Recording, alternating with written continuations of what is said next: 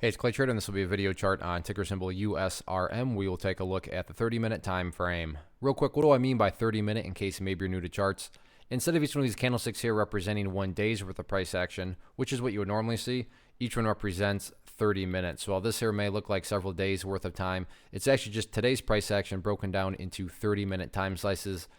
I've been doing this analysis on a very routine basis. Did it yesterday, so that's where these red and green lines are coming from. And a very cruel day in the sense that the Bulls played on the Bears, gap down, and then after that, probably giving the Bears some hope, just totally ripped in their face the remainder of the day. So yes, definitely, if you were to say, Clay, summarize this chart in a very nutshell, I'd say the Bulls played a cruel joke on the Bears. Now, I'm not patting myself on the back here, but I am certainly patting charts on the back. For those of you that watched yesterday's video, I'm sure you remember this green line here, and I talked about that as a level of support. And surprise, surprise, the price gapped right down around to that green line. And I promise I haven't moved it. If you don't believe me, that's fine. You can just go back in the video archive and watch the video from yesterday, and you'll see that I have not moved this green line. But price gap down, and then from there is where it bounced. Again, not patting myself on the back. I don't want to come across like I have some sort of secret system or anything like that. But this is just stuff that anybody can learn how to do. You just got to put in the time and effort. So, great example of charts. And that is still, that key overall area of support down there at 0.024.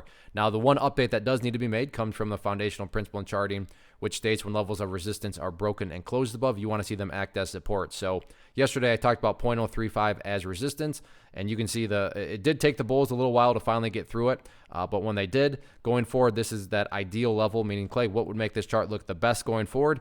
If the price can stay above 0.035, that is definitely going to be best case scenario. But if the price does drop below it, doesn't mean everything's ruined. But as far as if you want best case, what's going to make the chart look the healthiest, then yeah, definitely 0.035.